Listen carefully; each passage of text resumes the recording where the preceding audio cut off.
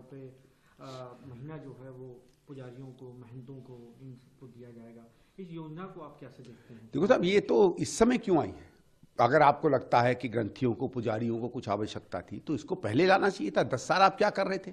क्या अचानक कुछ पुजारियों को, ग्रंथियों को कोई जरूरत पड़ गई है? और ये चुनाव के 5 या 7 दिन पहले तो सीधे सीधे एक पॉलिटिकल गिमिक है, एक पॉलिटिकल क्या कहते हैं, चालबाजी है। और दूसरा, इसका क्या तरीका रहेगा? देखो साहब, जो ग्रंथी हैं वो श्री गुरुद्वारा प्रबंधक कमेटी के एम्प्लॉयज़ हैं, वो वहाँ काम करते हैं।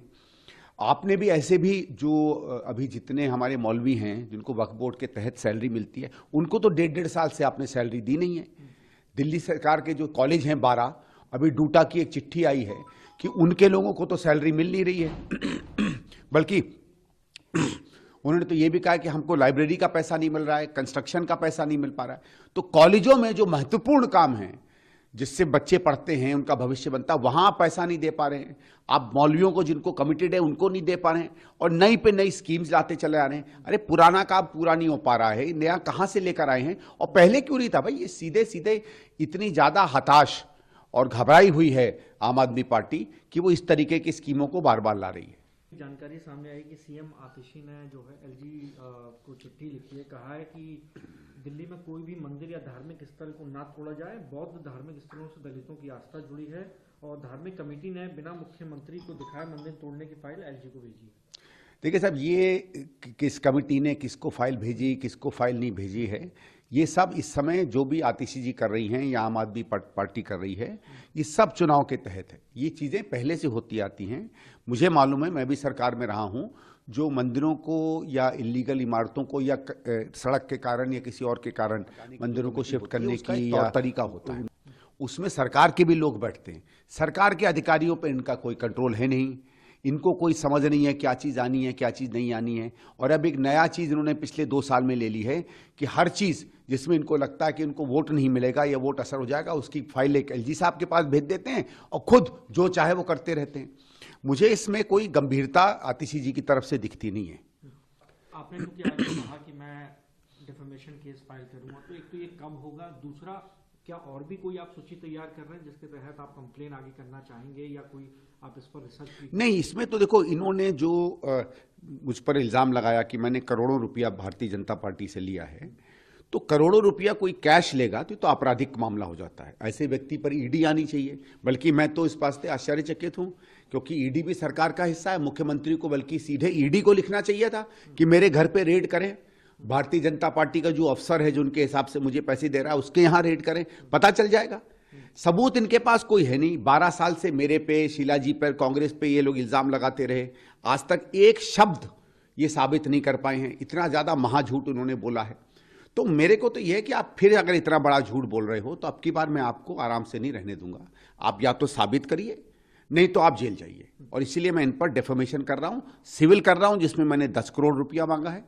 और मेरा यह है कि 10 करोड़ रुपया इनसे कैसे लूंगा मैं, क्योंकि पता नहीं ना, शराब घोटाले का पैसा है, स्कूल घोटाले का पैसा है, पता नहीं कौन से पाप का पैसा बांट देंगे। तो पाप का पैसा लूंगा तो पाप में भागीदार तो हो नहीं सकता।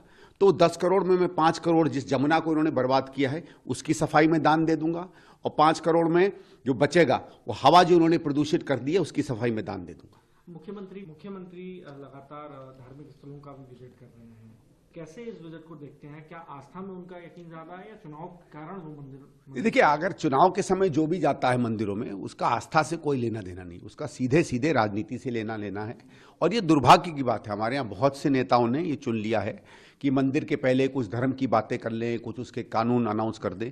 और क्या धर्म के लोग, धार्मिक लोग इनके बारे में सोचते हैं, ये तो पता चल जाएगा। क्योंकि मुख्यमंत्री जी जब गए थे हनुमान मंदिर, जो अपना कनॉट प्लेस में है, उसके कुछ ही समय बाद मैं शिव मंदिर गया था। वहाँ हमारे कुछ जान पहचान के लोग थे, क्योंकि हमारी कॉन्स्टिट्यूंसी में पड़ता है। तब मैंने पूछा कि केजरीवाल साहब आए होंगे, तो पता चला कि नहीं, यहाँ से तो भगा दिए गए, क्योंकि पुजारियों ने इस बात पर एतराज़ किया कि ना आपके पास स्कीम है, ना वो है, पहले क्यों नहीं किया है। और फिर आप देखिएगा तस्वीरों में वो मरघट वाले बाबा के यहाँ जाके वहाँ फॉर्म भरवाते हैं। तो हनुमान मंदिर जिसको आके फॉर्म भरवाना था, उनको यहाँ से जान बचा के भागना पड़ा और वहाँ गए। तो ये अपने आप ही भक्त जो हैं और जो धर्म में विश्वास करते हैं, वो अपने आप ही केजरीवाल जी को जवाब दे रहे हैं। सर, क्या आपका प्रण है इस नए साल? क्या सरकार को हटाना है या आप कुछ और राजनीतिक तौर पर सोच के बैठे हैं कि आपका क्या प्रण होगा? देखिए, आपने अभी मुझे धर्म का के बारे में पूछा, तो वैसे मैं धर्म का शब्द का जब इस्तेमाल करता हूं तो एक व्यापक रूप में करूंगा, और हर आदमी को नए वर्ष जो है धर्म की विजय के लिए और अधर्म को खत्म करने के लिए आना चाहिए। और जो आम आदमी पार्टी का अधर्म का राज्य रहा है 10 साल, जो इसके अंदर इसके मुख्यमंत्री के झूठ का राज्य रहा है, उसको समाप्त करने के लिए मैं इस पूरे साल को डेडिकेट करूंगा। एक आखिरी सवाल, मणिपुर मुख्यमंत्री ने माफी मांगी है जो मणिपुर के अंदर घटनाएं घटी। उन्होंने बताया 200 से अधिक लोगों की जान गई करीब, और बताया कितने मुकदमे लोगों पर दर्ज हुए, कितने इलीगल वेपन बरामद। आप कैसे देखते हैं पूरा, क्योंकि कांग्रेस पार्टी लगातार मणिपुर पर प्रधानमंत्री से कहती रही कि माफी मांगी, लेकिन मुख्यमंत्री ने आज माफी नहीं, ये तो ठीक है, माफी मांगी, जैसे कहते हैं देर आए दुरुस्त आए, लेकिन माफी से क्या होगा भाई? आपने अपनी पुलिस का इस्तेमाल ना तब किया ना आज किया। आपका प्रशासन खुद ही 2 खेमों में बट गया है, आपकी पुलिस 2 खेमों में बट गई है, आप भी 2 खेमों में बटे हुए हैं। जो आप एक समुदाय के साथ हैं तो दूसरे समुदाय के खिलाफ आपने सरकार को, पुलिस को भड़काया है। तो इतने सब गलत कार्य करने के बाद एक माफी किससे मांग रहे हैं? और ये भी नहीं पता ना कि एक ही समुदाय से माफी मांग रहे हैं या पूरे राज्य से माफी मांग रहे हैं। और अगर मुख्यमंत्री कह रहा है कि इतनी बड़ी चीज में मेरी सरकार और मैं नाकाम रहे हैं, तो फिर इस आदमी को तो इस्तीफा देना चाहिए।